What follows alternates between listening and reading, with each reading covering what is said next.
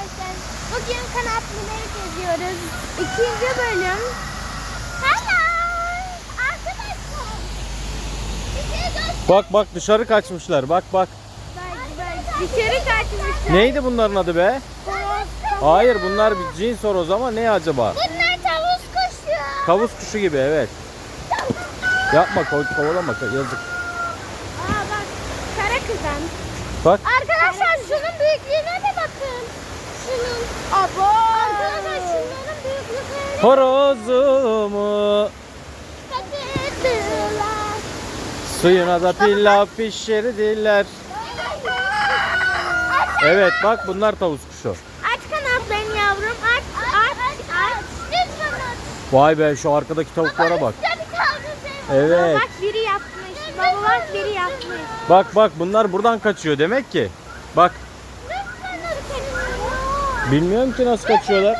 Baksana hepsi dışarı çıkmış. He onlar buradan kaçıyor. Bak bak. Cumali.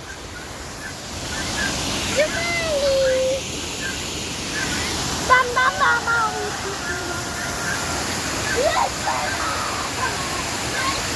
Hadi Zehra tanıtıma devam. Ay şunları bak yapmışlar baba. Evet.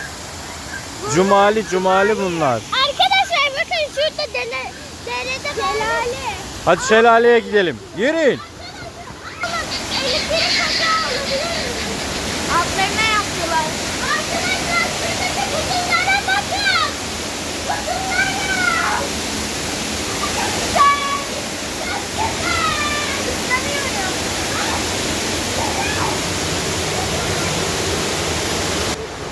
Ya ablan anlatıyor. Bak bak gördün mü nasıl bak bak. Arkadaşlar şuradan kaçıyorlar. Tavukların yeri. Cins tavuklara bak. Tavuklarla. Horoz tavuk. Bunların çok güzel yumurtası olur. Onu da. Bunları kessen 3-5 kilo gelir ha. Baba bir de yumurtalar çıkar. Ahmet Ellim'e söyleyelim de bunlardan beslesin. Baba bir de yumurta çıkar. Bak kanguruya bak. Gel. Şuna bakın. Yemek çiğniyor. Gel. Gel. Gel. Kanguru. Gel indir.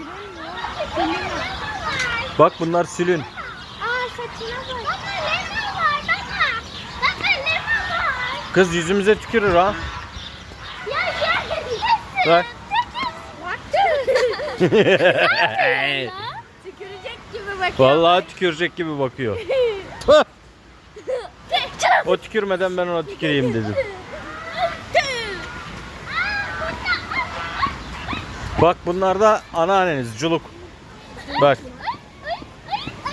Kafes terliğiyle elinizi uzatmayınız. Abla. Evet. Bak şu Zehra bak. Gördün mü Zehra? Var. O da sensin o zaman sümüklüyse. Oy. Bak. Aha. Gel. Kıbı. Keçi Zehra.